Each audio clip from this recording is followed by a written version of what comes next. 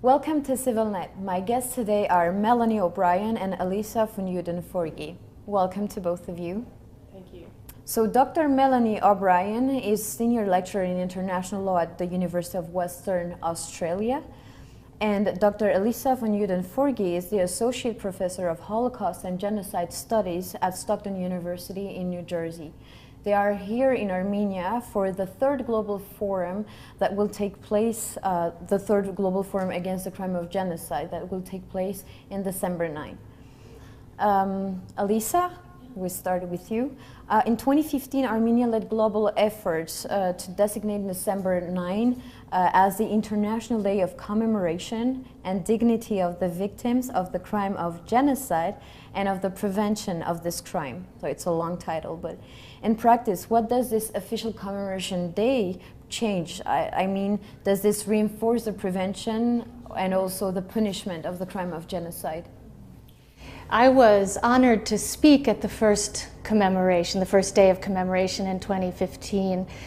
And then and now, I was rather impressed with the idea of setting aside a single day to focus the attention of the international community on the crime of genocide, the importance of honoring the victims of genocide in one way or another, of the importance of accountability, and then certainly of prevention. So in that way, the day really is an extension of Raphael Lemkin's initial goal, right, of preventing and punishing the crime of genocide, which of course became the Genocide Convention. I think that we tend to feel very despairing when we look at the crime of genocide, which is always around us and in the 21st century seems to have picked up pace in more places.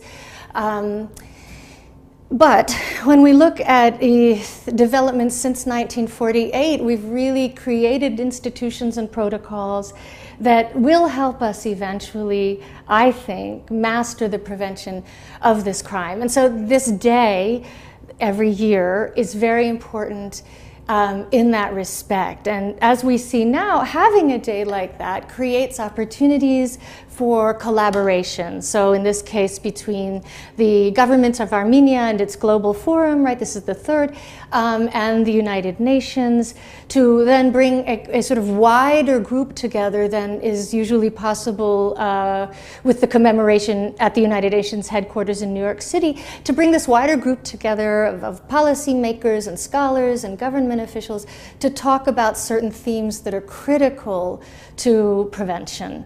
That includes accountability, it includes recognizing the specific suffering of victims of genocide, it includes recognizing the long-term consequences of genocide and how genocides can continue through generations, well past the initial assaults on victims. And it includes then thinking about how do we really begin to reconstruct societies after genocide? What is the work that still needs to be done, even in societies that experienced genocide decades or centuries ago? What work still needs to be done?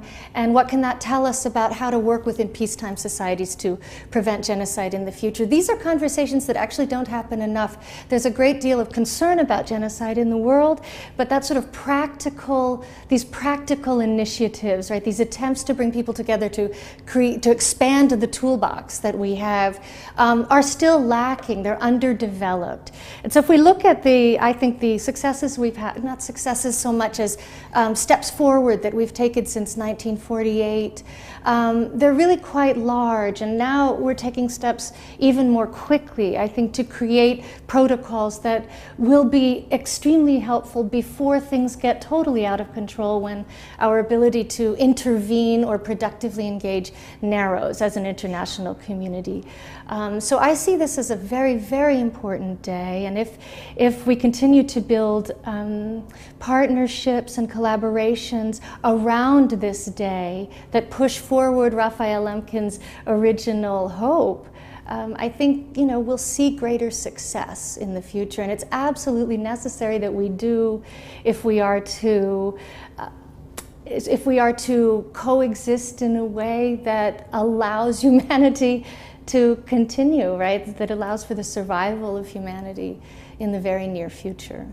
If we go more in deep with that, Melanie, since genocides are either committed by governments or perpetrated with their inaction, since also the states cannot intervene in the internal affairs of other governments, how can the world prevent that? You just used, Elisa, can prevent crime of genocide. We have examples. Recently, we got the Rohingya genocide. The Rohingya genocide is a perfect example of the failure of prevention, in fact, where states have not stepped in despite multiple warning signs since the 1970s. In fact, the first violence that was committed against the Rohingya happened in 1978, and again in the 1990s before we got to the more recent violence that we've seen carried out against them. So there have been plenty of warning signs there where states could have taken action. And indeed, it has been discussed at the United Nations, but one of the issues preventing the Security Council from taking action, for example, are the political interests and economic interests of countries like China and Russia, who have a particular interest in Myanmar. So this is always one of the barriers that we come across when it comes to prevention, because the Security Council is a really key body in terms of stopping atrocities taking place, stopping human rights violations. But of course, with the veto power of the Permanent Five, if any of those P5 do not want an issue dealt with, then it simply doesn't get dealt with in the Security Council. So in that regard, there are a lot of politics that stop genocide prevention taking place, beyond even just this sovereignty issue, where other states have an interest in that area. They just don't want to upset the government in question. Elisa? That the Rohingya case also shows us the importance of really long-term preventive strategies that involve not only external actors, but particularly internal actors. Much of our prevention mechanism in the world today is focused on external action, on foreign policy, particularly the foreign policy of the great powers. What we have focused less on is grassroots sort of prevention initiatives.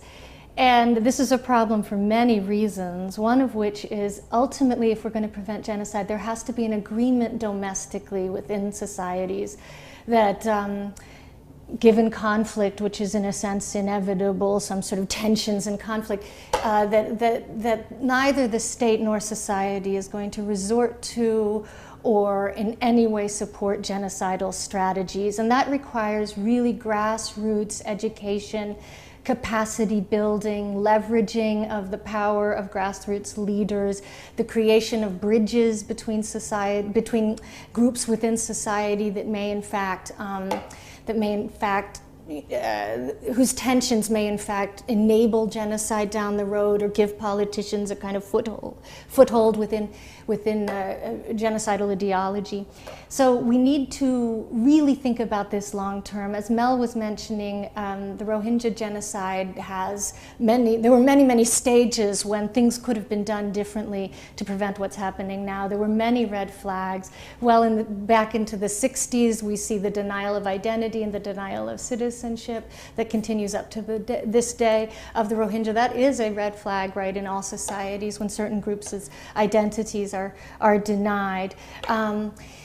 And, internal internal actors are the ones who understand best their own society and ways that they might bridge tensions, bridge group, historical group grievances, and sort of predict what their state is going to do. So, for example, one of the key failures of the international community was to recognize that in any democratization process, there is also the specter and the threat of genocide. In Rwanda, that was the case. And here, really, the stepping up of violence against the Rohingya started in 2011, many human rights experts suggest, so that, and this coincides, of course, with the democratization of Myanmar. So sometimes steps forward in human rights, right, or in what's considered good governance, can in fact lay the groundwork for the very sorts of existential struggles that lead leaders to choose genocidal policies, right, as a form of governance. So that's what what we see in Myanmar. So I would ask the world really to focus on this long-term strategy, thinking about genocide as a form of networking, genocide prevention as a form of networking and collaboration across state lines, but also across groups within a conflict-prone society. But if there are some political, strategical interests that lead to a genocide, how can we prevent? Yeah. Well, this is the problem, right? We have to prevent genocide, so we have to find means to do it. Outside actors are so important in setting the stage for genocide, and this is one of the reasons so few genocides are appropriately addressed, right, and effectively addressed. The world could stop genocide if it wanted to, but you're right, there are too many vested interests in so many of these struggles in Iraq, in Myanmar, and Sudan, and that's why they're not stopping, and that's why they're allowed to continue. What has to happen, though, is that this kind of training and leverage building and capacity building also needs to happen at the UN level, at the Security Council level, at the level of intergovernmental diplomacy, right? We need to see the same language being used from the bottom up and the top down, so that we have more voices engaged in this and we all start speaking as a global humanity the same language of prevention. I think that's our only choice, because if we rely on military intervention, history has suggested that not only does that usually not happen because it's so politically volatile for the states involved, but it can make things worse. So, yeah. One of the means of prevention that exists but hasn't been connected with genocide is the human rights system. And 70 years ago we had the Genocide Convention created, but we also had the Universal Declaration of Human Rights, and it created this entire human rights system that we have today with a whole lot of human rights treaties, but also the treaty bodies that oversee the definition and the implementation of the rights within that. And in fact, in my research, I've discovered that in the genocide process, there is a pattern of human rights violations that occur, from discrimination through to freedom of expression, freedom of movement, right to family, all the way through to violation of the right to life, obviously. And actually, I think that this is a pattern that we can use for midstream prevention, because once we see some of these rights violations happening in a particular order, we can ascertain that actually there is a risk that this is going to become genocide. And then what we can do is use the human rights mechanisms that we already have. So use the High Commissioner for Human Rights, use the UN treaty bodies that we have, looking at civil and political rights, looking at discrimination against women, looking at racial discrimination. Use these bodies, use the Human Rights Council and the Universal Periodic Review to actually work with states to ensure that they stop violating rights before it escalates to the violence that is genocide. Always related to that, this week we also celebrate the 17th anniversary of the Convention on the Prevention and Punishment of Genocide, which recognized genocide as a crime under international law. How can we use this definition under international law to recognize cases of genocide happening nowadays? And how also can we use this convention in regards of cases that occurred before the creation of this convention? And I relate that to Armenian case, the Armenian Genocide. Ani, it's a very challenging question. In terms of using the definition for recognition, the convention, this is what it gave us in 1948. It gave us the definition of genocide. 5 enumerated acts committed with the intent to destroy in whole or in part a national, racial, ethnic or religious group. And it's this intent to destroy the group that differentiates genocide from other international crimes such as war crimes or crimes against humanity. And so this is what we need to look at when we are identifying whether a particular situation is genocide or not. So we have to look at it and say, is there an intent to destroy that group? Or is it crimes against humanity or war crimes, which have slightly different definitions within them? So that's where we start from that. In terms of applying the convention to past atrocities that happened before the convention came into being, so the convention was created in 1948, but it came into force in 1951. And in fact, here I have to say it's really difficult because there are two main principles in law. One comes from criminal law, and this principle is nullum crimen sine lege, which means no crime without law. And what that means is you can't be punished for something that wasn't prohibited at the time. And that's actually a really fundamental aspect of human rights and ideas of the right to fair trial, because we need to know what behaviour is wrong and what we can and can't do. And so it's unfair to punish someone for something that wasn't prohibited at the time. Now there's a similar parallel rule in international law that is the non-retroactivity of treaties. So what this means is that no country is bound by a treaty before the time that that treaty entered into force for that country. So it's these similar concepts that law can't apply in retroactivity. Now, Armenia and Turkey are both parties to the Genocide Convention, but obviously that was a significant time after the Armenian Genocide actually occurred. So in terms of being able to take action under the Genocide Convention, for example, if Armenia went to the International Court of Justice under the Convention and said that Turkey has violated the Convention, that's actually not possible, because it's retroactive application of the treaty. There's also a debate about whether the crime of genocide existed prior to Raphael Lemkin's creation of the word in the 1940s, and then the creation of our modern definition a bit later, a few years later. And what has been found is that genocide could occur before then, but the crime of genocide did not exist. So this makes it quite difficult. Even if you look at the Nuremberg trials, the post-World War II trials, even though essentially they were prosecuting people for genocide, they didn't actually use the charge of genocide, because even though the word was slipped in there through Raphael Lemkin's influence, it wasn't actually a charge.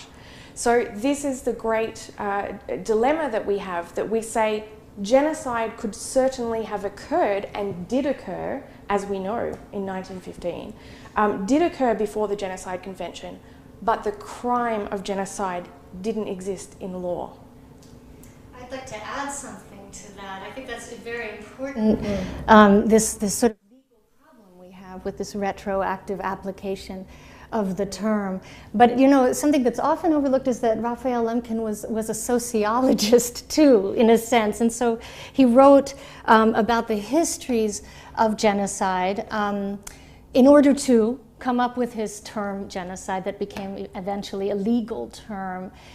So there are other ways to claim genocide than simply a legal claim. And you know, we see it today, these debates about have the Yazidi experienced genocide, is the Rohingya case really a genocide? These debates all revolve around a term that was brokered by international politics after World War II, but that has been expanded by scholars, by historians, by sociologists, by anthropologists, to look more at processes and patterns in particular that are indicative of the crime, that are indicative of an intent to destroy and whole or apart a group as such.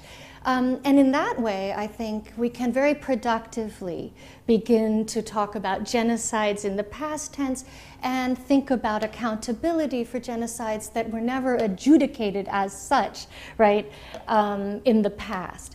Accountability doesn't, you know, it's not simply a legal issue, it's also a diplomatic issue, right, and a civil society issue. So there are other domains in which accountability occurs that are still important, even though in a legal sense we're a little bit hamstrung in the way that we can use the term. After what you said, I have another question related to that. Can we say that it's, according to what you said, hopeless in some way to claim for Armenians the recognition of a genocide, or even the punishment of those who perpetrated in the past? Well, they don't exist anymore, but I mean of a state perpetrator of a genocide. Is it now hopeless or vain from Armenians to demand this? Absolutely not. not. No, of course not. I mean, recognition is so key for healing. You know, it's part of the healing process.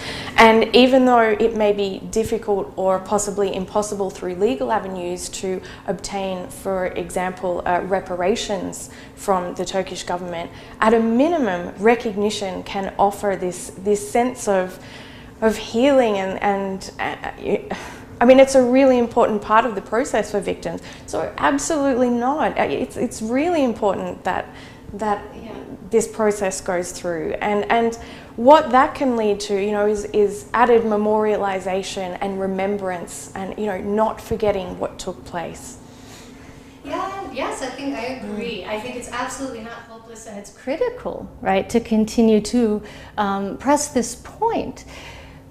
There is not one genocide program in the world that excludes the Armenian genocide, right? Scholars agree that what happened to the Armenians in World War I was a genocide. The International Association of Genocide Scholars, on the board of which both of us have served, and Melanie is now serving, has written a resolution, right, recognizing the Armenian genocide as a genocide. So, you know, in terms of what does that mean, that's something that has to be, you know, decided within, I would suggest, a peace-building framework.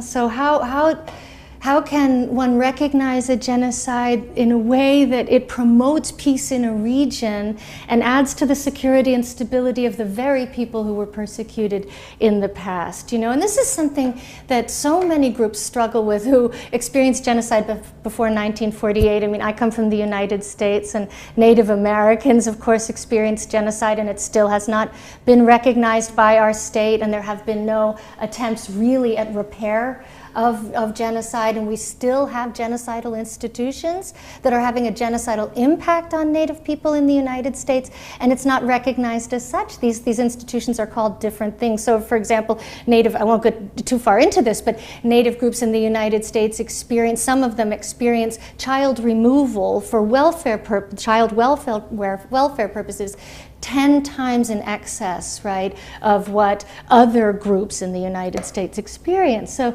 their children are being removed 10 times more than other families, even when you adjust for family income, right, and other indices. 10 times more. And this is the heritage of having boarding schools, right, where children were forcibly removed from their families to be civilized and you know, to lose their Indianness.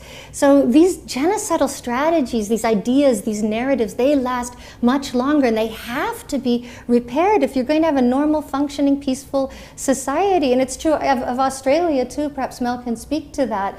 But you also come from a society where we struggle with this, and it's very frustrating because we continue genocidal strategies without them being recognized as such. Absolutely, it's a current issue in Australia. Yeah. The Uluru Statement, Indigenous Aboriginal population is endeavouring to to make part of Australian law is a step in the healing process that they are seeking to have, and our government is denying them that right. So again, it is this recognition, and there is debate in Australia over whether it amounted to genocide. There's pretty much certainty that it at least happened on the island of Tasmania. But in terms of, there are similar things that happened to North America. We call them the stolen generation, and these are Aboriginal children who are now adults. They're still alive in Australia, and they were taken from their families to be raised as servants within white people's homes. And so this is ongoing from the start of colonisation or invasion in Australia from the 1700s, and still has an impact today.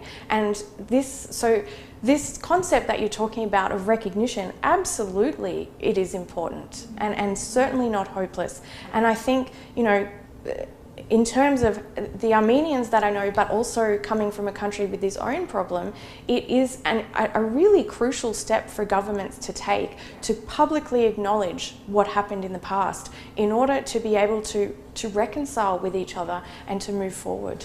Yeah, I just want to add one quick thing to that, right? If we're going to prevent genocide, we have to recognize the patterns that come out of the past. And this is part of the importance of domestic approaches to genocide prevention. So in the United States, for example, one of the human rights abuses being perpetrated now by the United States is the separation of children from their families at the border. And this follows, you see, right, the pattern of child separation and family dissolution, which is a core component of genocidal strategies across time and space.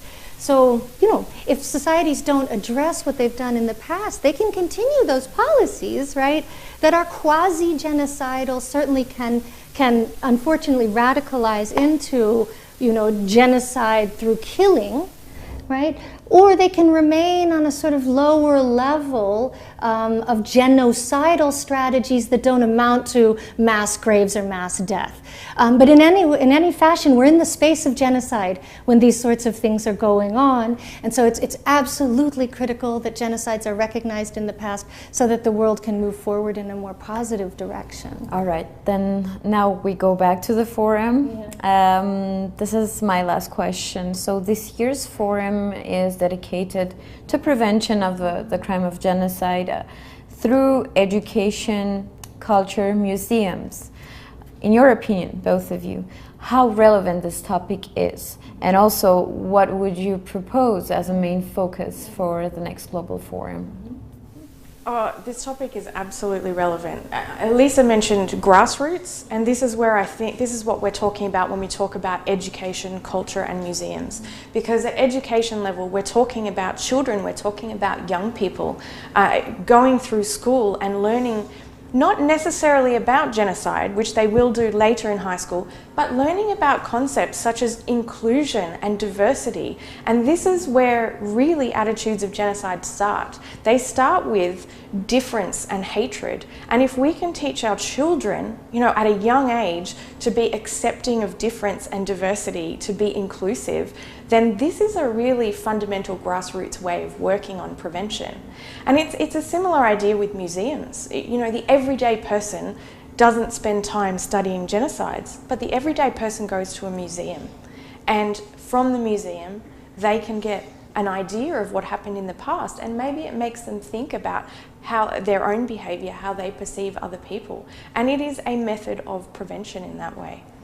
In terms of thinking about the next global forum and another topic, I would personally like to see some discussion about the gendered element of genocide. And so not just how genocide is carried out in a gendered manner, which it certainly is. We see men tortured and killed, we see women raped in genocide, but also I want to see a conversation bringing together not just genocide prevention, but also more fundamental issues of human rights and gender equality. Because again, this is at the grassroots level, is this inherent inequality of women in society.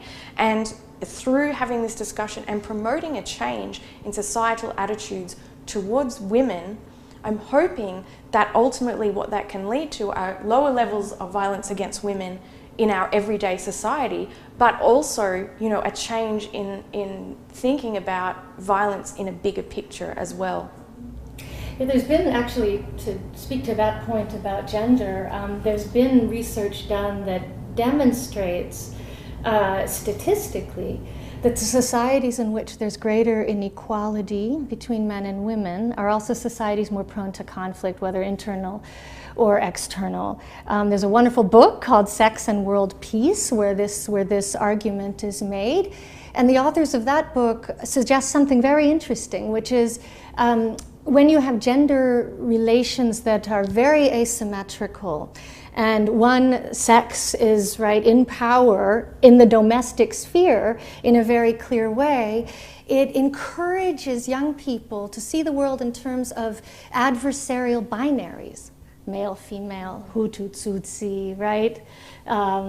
So, you know, German, Jewish, these binaries that are behind so many genocidal categories. And so they've linked that kind of space of the family and domestic violence, or even very authoritarian cultures of child rearing, to a sort of conceptual universe that is already vulnerable to genocidal thinking. So in that way, I think gender becomes extremely important, because we see gender violence and gender asymmetry as a contributor to genocidal trends within society, and that's new.